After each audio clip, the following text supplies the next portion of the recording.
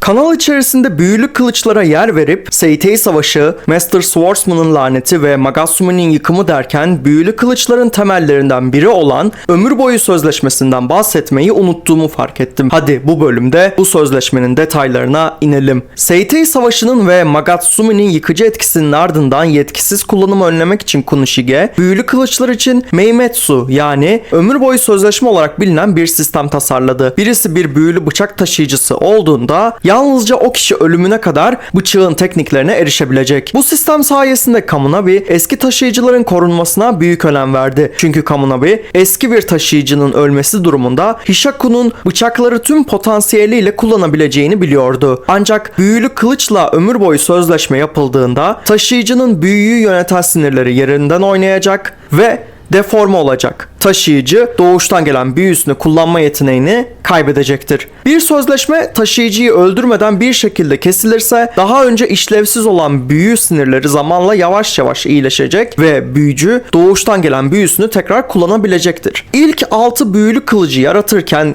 Kunoshige her sözleşme için ayrı ayrı karmaşık büyüler yaratmaya yeterli zamana sahip değildi. Bu yüzden Magasumi'nin sözleşmesini diğer 5'ine bağlayarak bunu telafi etti. Böylece kılıcın taşıyıcısı yani Master Swordsman ölürse diğer kılıç taşıyıcıları da birkaç gün içinde ölecekti. Benzer şekilde Magasumi yok edilirse 6 kılıcın sözleşme sistemi geçersiz olacaktı. Sahip olduğu bu nitelikle Magasumi ömür boyu sözleşmesini geçersiz kılabilir ve ömür boyu sözleşmesinin sahibi olmasa bile diğer kişilerin Magasumi'yi kullanmasına izin verebilir. Bu sebeple Magasumi'nin vekil kullanıcıları Magasumi'nin eşsiz doğası gereği bıçağı yalnızca vekaleten kullandıkları ve bıçakla ömür boyu sözleşme yapmadıkları için taşıyıcı olarak dahil edilmemişlerdir. Kişi önce Magasumi'ye ruh enerjisi aşılamalı ve ardından kılıcı kullanmak için güçlü bir istek göstermelidir. Bu kriterler karşılanırsa kılıcın asıl kullanıcısı Magasumi'yi etkinleştirmez, Magasumi'nin yeteneklerini sınırlı bir süre boyunca kullanabilecektir. Bu vekil kullanıcıya ruh enerjisi aşılayan bir kelebek aracılığıyla görsel olarak temsil edilmektedir. Ayrıca bu gerçekleştiğinde Magasumi'nin asıl sahibi diğer kişiyi ele geçirmeye veya kontrol altına almaya çalışabilir. Ancak bu yeterli zihinsel dayanıklılıkla bir süreliğine önlenebilir. Bu ele geçirme Magasumi'nin sahibinin ve vekil sahibinin gözlerinin üzerinde oluşan ve ele geçirmenin zayıfladığını veya güçlendiğini yansıtacak şekilde açılıp koyulaşan gölgelerle temsil edilmektedir. Ele geçirme vekil sahibinin derisine girip çıkan sarmaşıklar ve köklerle de belirgindir. Herhangi bir tekil kişi aynı anda birden fazla bıçakla ömür boyu sözleşme oluşturabilir. Çünkü Ente'nin taşıyıcısı Chihiro, Sojo'nun ölümünden sonra bulut oyanı kullanabilmiş ve bu da bıçakla yeni bir sözleşme yaptığını